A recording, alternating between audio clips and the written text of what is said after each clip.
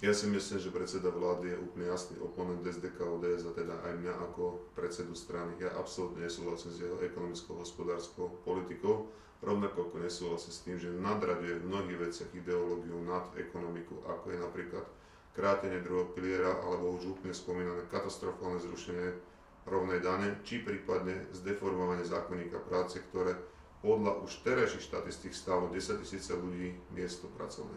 Ale on si sa dal aj s inými predsedami strán do diskusnej relácie a ja si myslím, že to je vec nejakej stratégie, ktorá je na druhej strane, aby som nechcel komentovať stratégiu Smeru.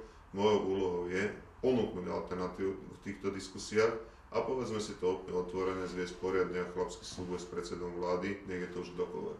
Ja si myslím, že s extrémistami by som si nesadal, lebo by sme si nemali čo povedať, taká diskusia by k ničomu neviedla, ale pokiaľ sa pýtate, či sa niekoho obávam, alebo niekto mi robí nejaké vrásky na čele, tak teda trúfam si povedať, že to nikto.